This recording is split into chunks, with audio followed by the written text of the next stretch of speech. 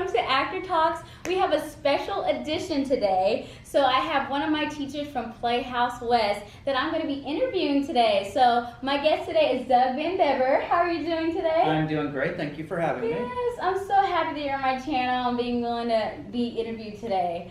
Yes, so Doug is my screenwriting teacher. I had him September through November of 2019, and it was just such an insightful class. I went in wanting to know how to write short films, how to write, compelling stories, and I felt once I left, I had that power to really tell those stories and just open up my creativity and not judge myself. So I'm so thankful for your class, and I know you, right? And she's a really good writer too. Oh, thank you so much, Doug. You're so sweet. Well, are you ready to jump with this interview? I am. Okay, so these are some unique questions to Doug because he is my screenwriting teacher. So it's not the usual questions you've always seen. So I'm going to start with the first question. Tell us about your career and your journey before Playhouse West. So your career, your pursuits, everything you were doing before you came up to Playhouse West. Okay. I grew up in a really small farm town. Okay. But I was always interested in drama, and I took drama all through high school. Mm-hmm. All I ever wanted to do was be an actor. Wow, you knew that just right away. From the time I was a little kid. Wow, that's awesome. So when I was a senior, I applied to get into UCLA's theater department. Okay, UCLA. And I got in high school. So okay, Doug, all right. Pat you back. That's amazing. Yes, but then I got there and I lasted about 2 quarters and I hated it. Oh, you weren't happy. I wasn't. Was it fulfilling you? You know what? It was a bunch of people who were like trying too hard, and I was from a small town, and I just thought this doesn't feel like what acting is supposed to be. So I left and I got a degree in sociology and business, but still knowing that I was going to get into acting. Okay. As soon as I graduated, I was like, well, it's time to go to an acting class. Yeah. And I knew nothing. I didn't know the first thing about it. So you knew you wanted to be an actor, but you decided to go, so after you left UCLA, you decided to do something different. Was there a specific reason why you wanted to move away from it a little bit? Well, sociology and business? Just because I fell into that same trap that the parents do of like find something to exactly. fall back on. I love that you said that. I think that's a great thing for us to talk about because you get stuck with it, like if they have expectations like I want my baby to be successful, and so you kind of follow that same pattern. Okay, I got to make mom and dad happy. So thank you for sharing that. Well, yeah, I mean even I had very traditional parents, and acting was like a hobby. Yeah, exactly. Wasn't taken seriously. Yeah, I know what you mean.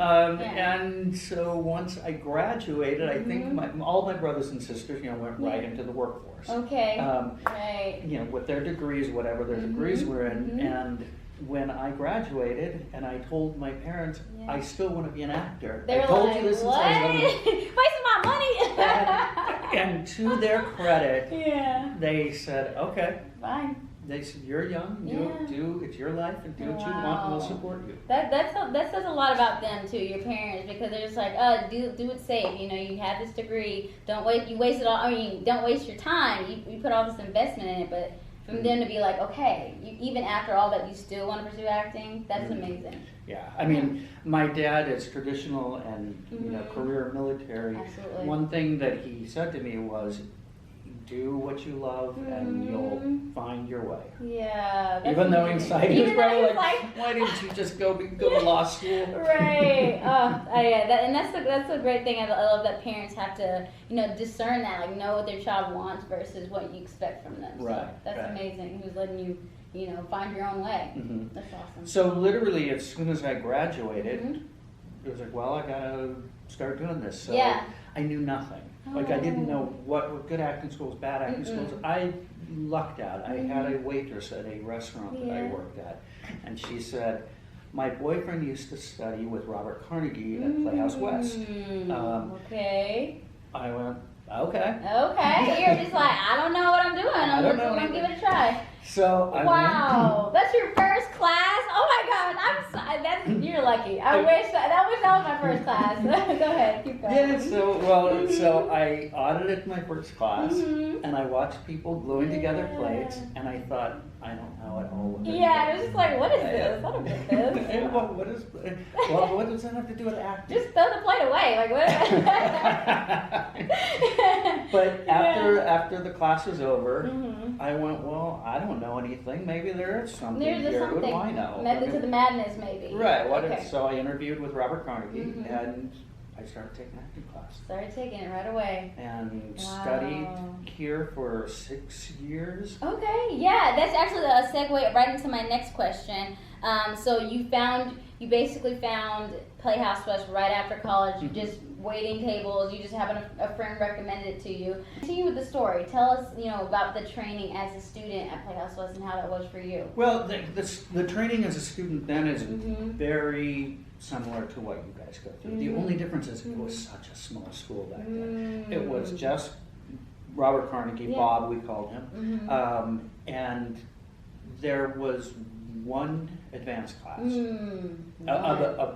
above where I was. Okay. So there was an intermediate class? No. Oh, there was an intermediate class, but there was, gotcha. right now there's, I don't know, 5. There's so many, yeah, absolutely. Bob taught all the classes, and I moved up. You moved up as a group because it was so small. Yes, I heard about that. Like you spent 2 years with the same partner and the same, working the same thing. Holly and I were in. Yes, Holly. Yes, Holly's my other Playhouse West teacher that I'm going to have on this channel, so stay tuned for that. But yes, Holly was in your class. Holly and I were in class. We went all through the whole program together. Oh my gosh. Wow. Yeah, and it was the same thing it is now, where students become very close. But even then, I think maybe there was a little bit more of that because you all moved up to you all moved as a group to each class. Like a couple times there'd be some people who would get added because they couldn't do their other class. Right. But so me and Holly were the second advanced class. Wow. At Playhouse West, like ever. Yeah. That is well, I mean, at the time. Yeah. Okay. Because it started 1984, 84. It's somewhere in there. Right about there. Okay, and so that was, like you said, training. How in totality, how many years were you at Playhouse West training? 6 years. 6 years. Okay. Wow. And was there did you ever feel like I made it? Like I know what I'm doing. I've accomplished X, Y, Z. No, I didn't. And as much as I loved the training, one of the reasons why I moved on, which I never ever felt like I left the school, because you never leave because you have a foundation here. But at that time, there was no comedy program, there was no writing program. So if you wanted to explore all those things, you had to go out. Okay, and that's really interesting. And the reason I asked that question in terms of accomplishment, because I feel like more times than not, actors, it was so important for us to check off boxes. Like, okay, I accomplished this, I know how to do this. But knowing this career and this pursuit it's ongoing. You're always training, you're always working on something. And so in your case, you're like, okay, I need to find other outlets to fill my acting. And Meisner does fill a lot of those voids in terms of being truthful and being in the moment and present. Yeah. But there's other things like taking a commercial class, taking things that you need to do to sharpen, basically sharpen the acts. So. Well, and I loved comedy and I loved writing and I started, and so sort of I didn't just up and quit. I was sort of moving in this direction where I was taking comedy and I was started to put on my own shows that I was writing. Okay. That was the other thing, that was sort of what got me into writing, was I started doing sketch writing. Okay, that's awesome. And then I just sort of moved in that direction. And spent a long time doing that. I was doing plays or doing shows that I was writing at the Tiffany Theater, which isn't there anymore, but it used to be up on Sunset, the HBO Workspace, the Improv on Melrose, and so I was working with another actress who was sort of doing the same thing. So we did a lot of shows together. Okay. And that's sort of what led me into more of the writing. Right, because I was just about to ask you, because I know you said, I know this just from being in this class, that you went back to school to get your master's. That was, but that was many years. Was that many years later? Okay, because it sounded like you were having this bug for writing, and you were finding your voice and finding your way in writing, but that came a little later. Yeah, I had already been doing a lot of writing, and I had already Okay. been working on the program that I did at UCLA was actually designed for people who are already working professionally as a writer. It's called the UCLA Professional Program in Screenwriting. If anybody wants to look it up, it's a great program. Yeah. I did that, oddly enough, because I had already written a bunch. I'd already written screenplays. I didn't feel like but I needed to. I was sort of writing on instinct, which was a great place to start from. Yeah. But even though people really liked my screenwriting, I didn't know I didn't have an approach to writing. Yeah, or structure, or foundation. Yeah, and I needed to know what the names were of what I was doing. Right. Why do I know that this has to happen here? Then when I got it, because that's the inciting incident. That's the first act break. That's the midpoint. You know, so that's why I did that. Yeah, and that's interesting because I know, like, just taking the screenwriting class, there were so many things right at the beginning of the class where you talked about just the terminology and knowing what is what, you know, in terms of writing a short film. And I'll never forget, like, you talked about stagnant conflict and rising conflict, and that's just, for me, that just kind of solidified, okay, like, what direction am I going on? What type of conflict do I want to create and the stuff that I'm working? So, like you said, it's good to know, like, you know, what you're working on, the technical aspects of writing. Yeah, and why things work and why they don't work.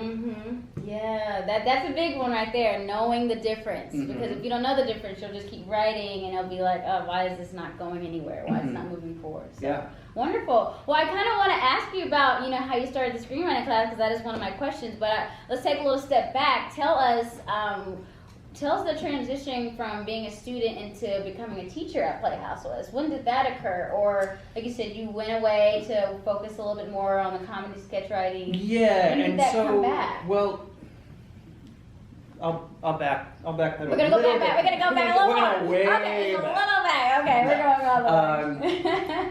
I had been acting and writing and doing all the stuff that all you guys are doing of like trying to get things off the ground and you know, waiting tables and for way too long, you know. Yeah, I gotta make it. Gotta do it. As my dad used to say, you gotta put beans on the table. Right. Oh my God, that's so funny. Beans. But so in 1999, I think it was, I couldn't get an agent.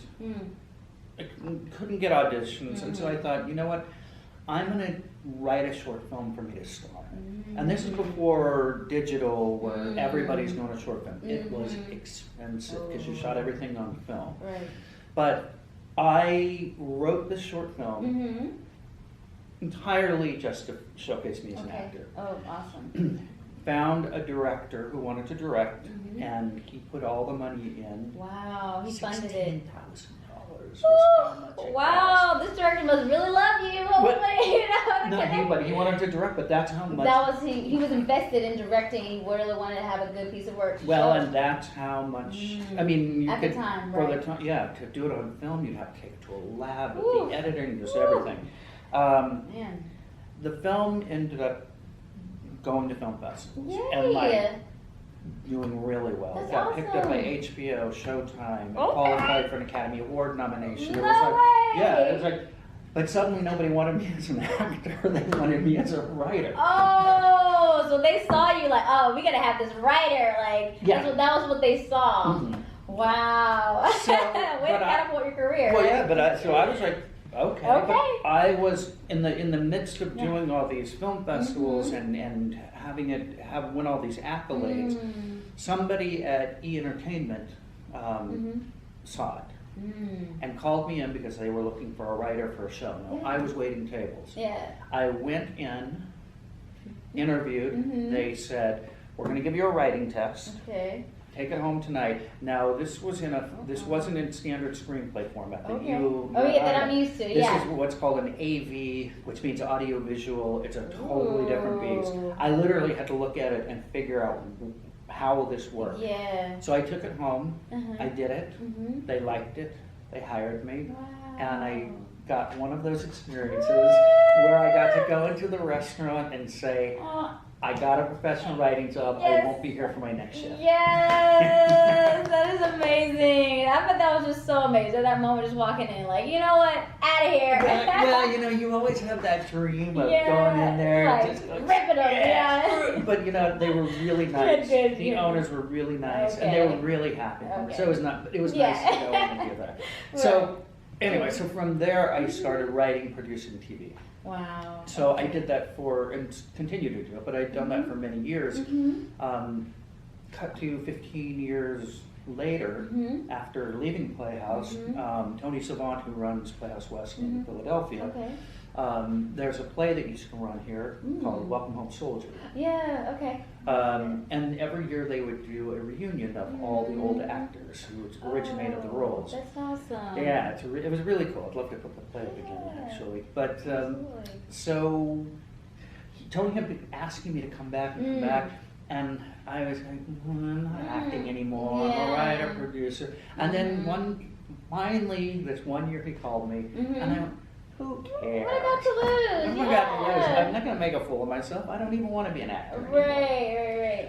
So I came back, and I did the play, and I had so much fun. Aww. And I rediscovered my joy of acting. And you know why? Because I didn't care. Yeah, you let it go. You let the pressure and the accolades and all this that you're holding, like that, keeping you from doing it. Right. And so, funny, Mr. Carnegie, you know, after doing it, you know, he had been my teacher since I was 23. Yeah. You know, and every time I did it when I was a student, he'd always like, come over here, I gotta give you notes. Okay. And after the first act was over, I walked outside. He goes, "That's the best you ever did that." and I said, you know why? Because I don't care. Because you just let it all out. You just listened and you worked off. You weren't putting any pressure on yourself. Yeah, and it was fun. So I love that. So then, you know, I had asked Bob if I could do some readings here, and then when Tony left to go open up Playhouse West in Philadelphia, he was teaching the writing program, his own writing program, different. Separate. But I took over what he was doing, and so Bob said, you know, I would love for you to come back here and teach acting and teach screenwriting, and he wanted to give me, you know, he said that he would give me a class. I said I can't because I. Yeah, you produce full-time TV, job. Yeah, absolutely. But I didn't want to come back and give back to the school that had given me so much, and I love it. Oh, that's so I love amazing. all my students. That is so cool. Thank you for sharing. Thank you for walking us through that, because, you know, at the end of the day, you just have to take all the pressure off yourself. I think that's a great story, coming back and just doing that play and doing it because you love it and the people you're working with. That's the thing when I talk to you guys, you know, when you've had me as a screenwriting teacher, you've also had me as an acting teacher, where I tell you just have fun. Yeah, just explore. Yeah, there's no, holding everything in like that isn't going to open you up. Absolutely. And feeling like, you know, you're gonna make a mistake. Who cares? Make it sloppy. Make a mistake, and do all the mistakes. Make every little possible, you know, blurb, and find your way through it. Absolutely. Yeah. Absolutely. Oh, that's so awesome. Continuing on, like you said, you kind of adopted the screenwriting program once you came back to the school. Tell us, how were you able to make that your own thing, and what have you been learning from the screenwriting class that you've, you know, like I said, have adopted and made your own? Oh, okay.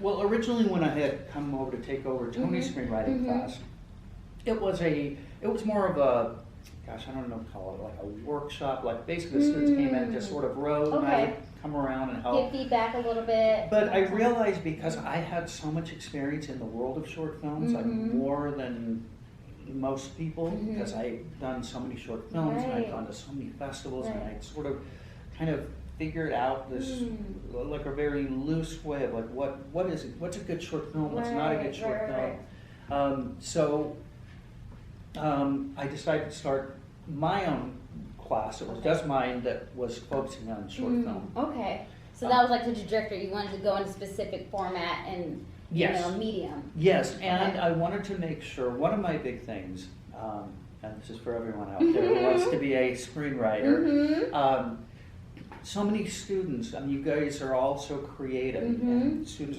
and they have these great ideas, but sometimes don't know how to execute them, and as far as, and not even as far as executing them, getting them in proper screenplay Oh my format. gosh, yes. I am so big on that. No, I love that, and I feel like it's good to be, you know, very technical and structured about that, because you can have a great script and a great idea and message, but if there's, like you said, typos and stuff that takes away from the actual script, then, you know, it's like I can't send this to someone else, you know, I can't let them read it. And it's fine, you know, I've seen students who are like, well, you know, I'm going to direct it myself, I'm not going to show this to anybody. Okay, that's fine, but you should have a clean version, because as something that just happened in our class was a producer who is a producer for HBO Access program, had come to talk and met all of you guys, and she runs her own film festival screening, and she knows tons of filmmakers, and she saw the work that you guys were doing, and she wants a writing sample. Now she reads scripts all the time. She can pick up a script and go, they don't know what they're doing. And that's one reason why she's really supportive of this class and what you guys are doing. She knows you guys are really learning it, really doing it the right way. So it's vitally important, because I'll have, you know, not necessarily from students here, but just from the outside, as somebody who knows me and knows I'm a writer, and say, will you read my script? And I can, in a half a page, know whether you know how to write or not. Yeah, interesting. And that's the thing, I don't think as actors, when we're starting this journey, it's very ambiguous. We don't really know where to start or what to do, and so it's really refreshing having someone who is qualified and who has that experience to kind of help navigate how we need to write and make it the best it can be. It is vitally important. If you want to use that, if you want to be a writer or a writer actor, which everybody should explore. Yes, I agree. Because I'm going to say to you guys what I said to our class.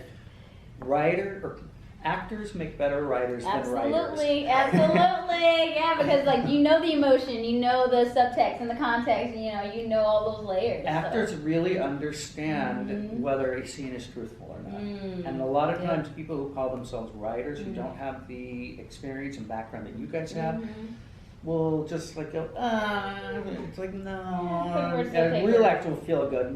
Yeah, feel that impulse, feel that, what's right. So, that doesn't make sense, or that does make sense, or I understand that. Yeah. Right. Oh, that's awesome. So, has there been any other learnings that you've been taking away from the screenwriting class just over the years? Because how many years have you been with your own specific program and having your alumni and them coming back? Well, I had been doing the screenwriting and I had done the production class, which I was teaching the writing and that, which is very similar to the writing that we did in screenwriting, except we weren't as much on the structure, the screenwriting structure, because that didn't matter. And this is geared more towards plays, right? Putting them up and letting them. And which is a great class. Everybody should take them. Theater production class. Yep, theater production class.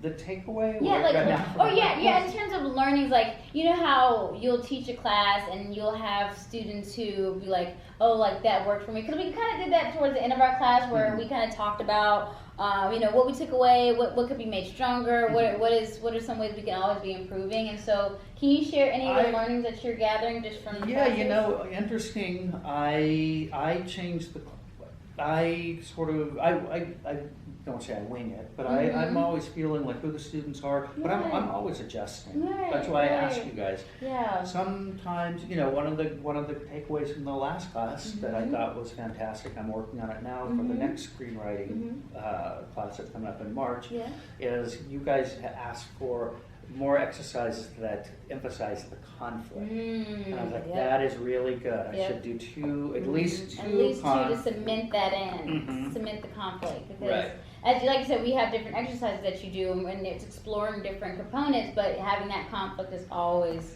so important. Conflict, for those of you who don't know, is the key to every scene and every film. You cannot have a film without conflict. Exactly. And not only conflict, but rising conflict. So it can't just be like the same thing, fighting about the same little toy. Like, why is that toy important? Why is that toy significant? What did you do to the toy that made it me this way? So I taught her well. So like I said, I love that. When you spoke about that, I don't know why that just really clicked for me. And I can't see that if I'm writing something and I don't feel the rising conflict, I'm just like, because you're an actor. Yeah. That's why. That's true. If you've ever, in our Meisner exercises, you know the difference between just standing over somebody going, you're gluing together a plate. I'm gluing together a plate. You're gluing together a plate. You're being really mean. I'm being really mean. You're being really mean. It's not going anywhere. Yeah, no, that's and so you can good. feel when you're in a real exercise that it's You building feel it. until they finally throw you out the door. Right, and even that is a moment in itself, being thrown out. It's just like, okay, this is it. This is all I have to say before I never hear again. So yeah, I love that so much. So yeah, thank you for sharing that with us, because it's good to kind of pick your brain and see what you're learning and what you're applying in your classes. Yeah. So, yeah. Okay. All right, so I have another question for you, Doug. Okay. Tell me, when it comes to your students, you're always watching and helping develop their craft and their skill. But is there anything that you're seeing specifically that sets your students apart from,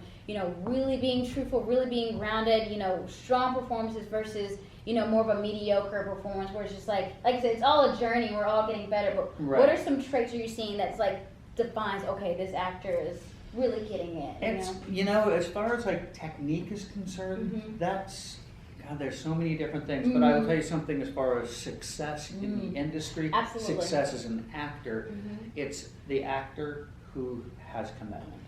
The actor who Commitment. the actor who doesn't miss class. The actor who's always prepared. The actor who doesn't seem put out, or everything is like a big deal.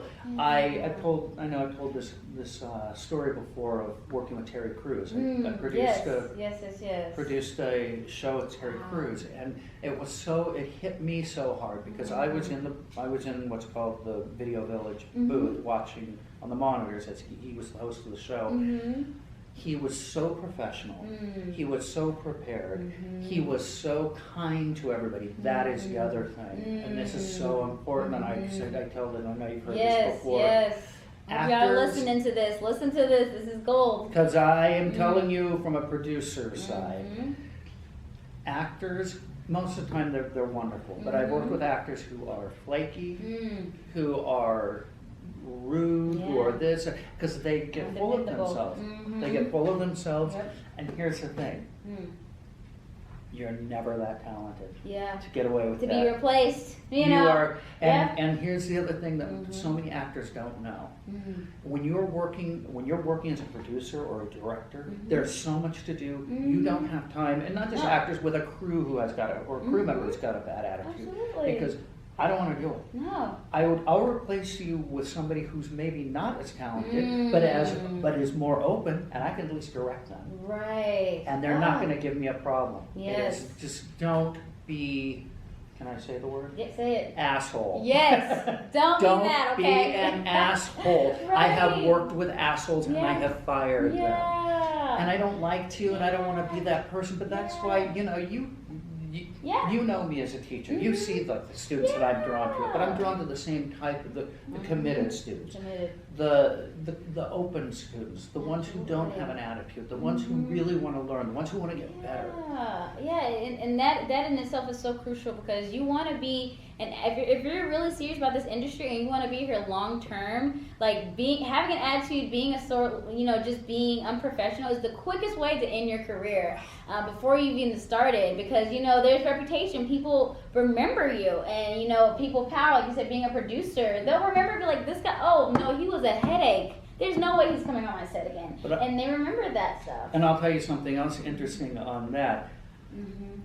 A lot of students, and not just here at Playhouse, this is just across the board, have this attitude like they're not committed in class, or it's sort of they're whatever their issue is, that they're not present or doing things. I will remember that, because the way you act in class is the way you're going to act on a set. And I've heard actors say, "Well, I'll do it when I get paid." Yeah, when I get in the moment, like when it's time to actually shine, I'm going to be ready. Yeah, it's right here, because I can see it. And I've made that mistake before of hiring actors that I knew were flaky, because they had been flaky in class. Wait, did that happen to you? Oh, like, yeah. You actually like... Yes, I'm not gonna. Yeah. I hired an actor who I really liked. I really liked this person, but when it came time to show up on set, 45 minutes late. Whew.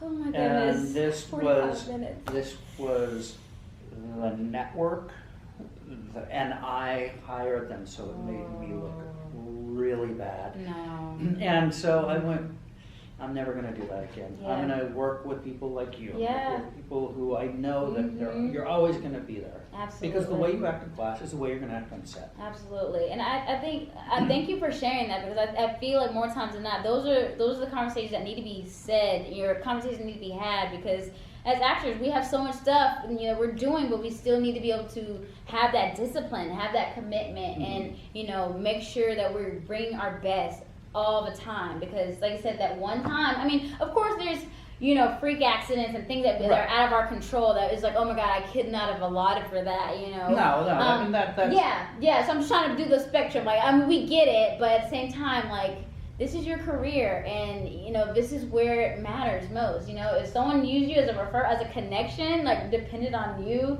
like you have to be there. You have to be ready. Yeah, and the hours are long, and you get tired, and there's you really do. It doesn't wear you down. Like when you're on a set for 12, 13, 14 hours, and that's long. But that's what I said. Going back to Terry Crews, that I was looking and going, I wish every actor could see this, because he knows. I'm telling you. It's the fact that he probably came from professional sports, so he knows what discipline is, but he also is grounded and humble, because he knows exactly what you said about reputation. His reputation is going to follow him into the next job, and he wants to. He knows that if I get a reputation of being this person, and he's a kind person. There's also that, but he's very, that's why he's so professional. Right. And everybody, and I know other people who work with him go, oh man, he's great. Yeah, it's like, at the end of the day, don't give people any reason not to choose you. I mean, if you're the most talented, if you really bring it, and, he's, like you said, even if you weren't the most talented person, but they remember you for that person that was reliable, that was friendly, that's going to be easy to work with on set, more times than not, they're going to pick you. So be that person. Be that person. Yeah, and when I did that play, I did a play last year that ran for like 9 months at the 3 clubs. Ooh, okay. And me and the other 2 producer, director, and we also had roles in the play. I said, my number 1 rule, I don't want anyone's difficult. I don't want to work, I don't care. I don't care that we've worked with them before, that we're friends with them. I don't want to do that, and I won't do it. I want this to be a joyful experience, and I want to also not have to deal with it. Right. There's too many other things to do to deal with somebody who's a diva and not showing that. Yeah, and like you said, it's an attraction. It's not like you gravitate to the people that makes it so easy, and who really are just nice, and overall just genuine. Yeah. Because at the end of the day, like, you don't want fake people either. It's like fake to my face, and so it's just like, just be authentic, be true to you, and I promise I'll be enough. So yeah, awesome. Well, thank you for sharing that, because that's so valuable. I'm taking mental notes right now. It's like, keep doing what you're doing, Ayana. Keep doing what you're doing. You're very good at it. Thank You're you. always committed. Thank you so much. Prepared and kind to work with. Thank you. Oh, I love that. Oh, okay. Well, I have one more question for you, and I'll let you go, get out of your hair. But tell us, you just gave us so many amazing pieces of advice just now, but what is some advice that you can share with other actors who are wanting to pursue this career, and also who want to start making their own films and material and things like that? Just kind of a open blanket encouragement to them. Okay. Well, here's the great thing. Right now, everybody has access to shooting things. That is true. Which is good. It is not $15,000 to shoot a film anymore. Thankfully. Right here. Here's your camera. Here. Surround yourself with other like-minded people who work as hard as you do. Get together, help each other out. Write things. Don't be afraid to write something. Write something that means something to you. Don't try and write something you think is going to be great. Write. What did I just hear today? I was watching an interview with Carol Burnett, who Dan Rather was interviewing her. Oh, okay. And she got her own variety show. Oh. And her word of advice, and this is for everybody out there as you're writing something, she said, we weren't trying to make our audience happy as much as we were trying to make ourselves happy. And we figured if we're having fun and we're enjoying it, chances are they're gonna too. So get it out of your head, like I've got to write something that someone else will like. Write what you want to write, and if you come from a truthful place, then someone else is gonna go, I know what that's about. Yeah, people connect. They can relate to that. They know. And that's what art is, right? That's all it is. Just really connecting, sharing your story, and finding the commonality throughout. Right. So, wow, that is amazing. I love that. And as actually, I was keep saying this, but I read a book called Big Magic by Elizabeth Gilbert. She's the author of Eat, Pray, Love. But she talks a lot about, writing for yourself and like not taking away that pressure of like, okay, this is going to be the next novel. Because she was so successful after Eat, Pray, Love. She was like, how am I ever going to write something as amazing? I wasn't even trying to, but how am I going to follow up with something like that? Right. That's but it was just like, thing. no, like just write because you love it. Act because you love it, do stuff because you love it, and like you said, the next book that came out, it was a total bomb. Like everybody hated it because the expectation was so high. And she was probably trying to make everybody happy, her publisher happy, her fans happy, instead of coming from a real place. But surprisingly, no, I think she was just trying to just truly be authentic, and it just didn't work. I think the expectations was just too high for her from Eat, Pray, Love. But it was just cool. But that was her encouragement. Her next book, The Big Magic, just really harped on. Do it because you love it. Do it because you love it, and you will find, like, if you find commonality with other people, great. But if you don't, keep moving along. And so I think that's great that you're bringing up. Do it because you love it, and not let that fear of being perfect or letting, is this going to be great? Or nobody's going to understand this. I guarantee you, if you're writing from some place that's genuine, no matter what your story is, no matter where you come from. I'm working on a screenplay right now that is. I can't reveal what it's about, but you've never lived in this world before. But as I'm writing it, I'm like, oh wow, I know that this is going to touch people. Because it doesn't matter, because it's dealing with real issues. It's dealing with loving yourself, accepting where you are in life, accepting other people. So the things that really connect us all, even though it may be a fantastical plot and setting and everything like that, it's still something in the core that we can relate to. Yeah. So that's awesome. Exactly. Doug, it was so great having you on this channel. Wow. How'd you feel about that? How'd you feel? I feel great. Yeah, good. I love just having you come on and just talk about your story and your journey and where you are to this point. What are you doing now? What are you doing nowadays? What's new with you? I am working on a screenplay. I just storyboarded it and then sat down, and I was trying to I'm hoping to get out 15 pages a week. Ooh. But I got out 50 pages yesterday. Oh, because it's a story that wants to come out. It just kept coming. Yeah. And that's a great thing. Follow that intuition, guys. If it's there, just keep going. Yeah. Don't question it. Yes. If you're feeling it, it's probably real. Oh, that is so cool. Oh, wow, Doug. Well, again, thank you so much for being on this interview and this channel. Tell us how can we stay connected with you in terms of social medias or website, just any platforms that or even email. Even email. If it's just an email, send me. I want to be a part of your next screenwriting, or I want to.